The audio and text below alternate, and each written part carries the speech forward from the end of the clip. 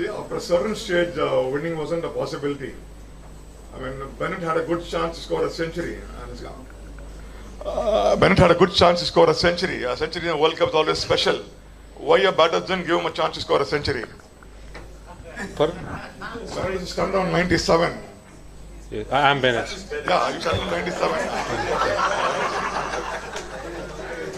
When you started on 97. I was asking why your batters didn't help you to get the century.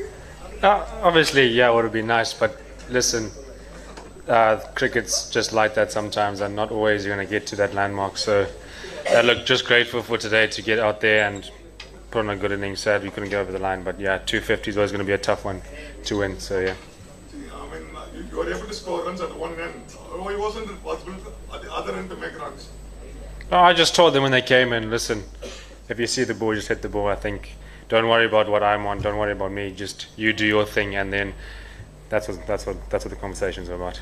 Hi, Brian. Could you just talk us about the passage of play against Bumrah, and especially that shot over long on where he sort of followed you and you were able to connect it and hit it over long on? Yeah, I think Josh was always going to be a tough one to face, first time facing him. Obviously a top-class, world-class bowler. So my thought process was just watch the ball as close as I can and just let my body do reactions. So, and yeah, the ball was in my zone and I just hit it. Well played today, but when India scored 256, such a mammoth total, what was the talk between the break within the team like? When, of course, it's the highest in this World Cup and second highest in the World Cup history so far. So what was going through in the mind? I mean, of course, it comes to if it's too high or how to. Yeah, definitely. I think chasing 250, 260 is always going to be very tough. The chats will just go out there and express yourself.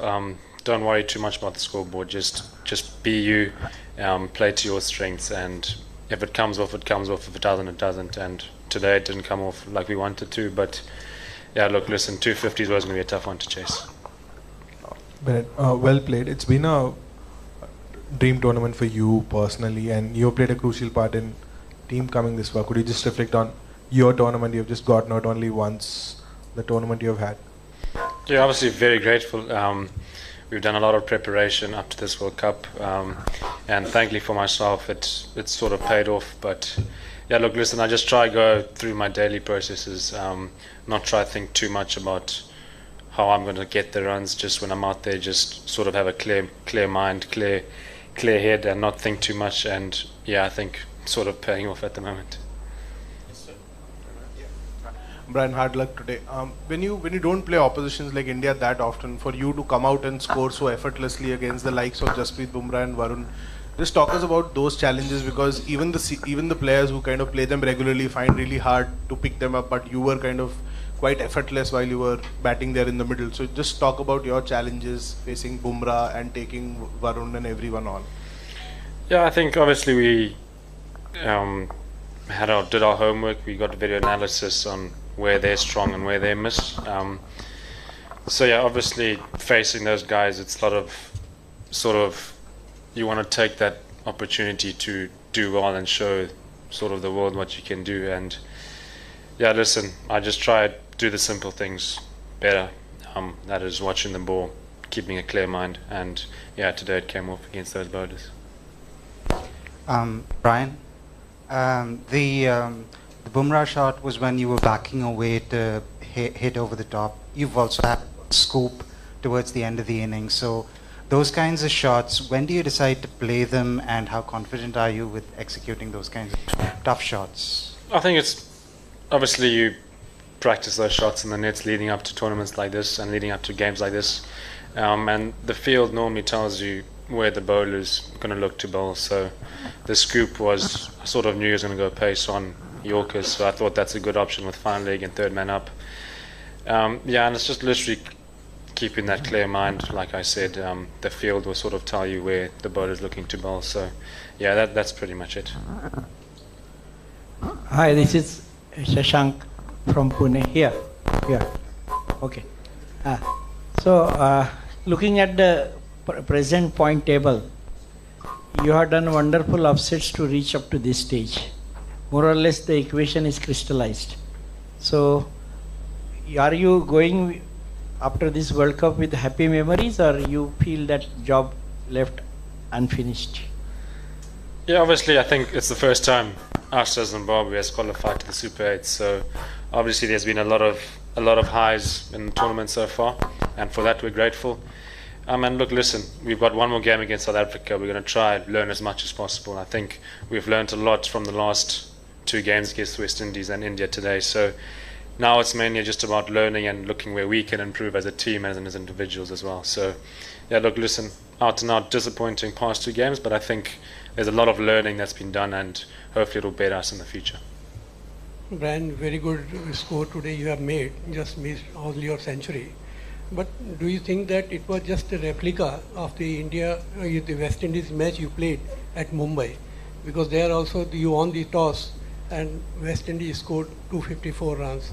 Here also you won the toss and gave us the batting and they scored 256. Don't you think it was just a coincidence? You could have batted first because your today batting was really brilliant and you could have scored 200 runs plus. So why not you selected the team to bat first? I'm not the captain. I think the captain decided to bowl first. I think that was the plan all along, was to bowl first and try to restrict them. And yeah, that was our plan throughout. So yeah, it didn't come off today. We got 250 and it was always going to be tough to chase.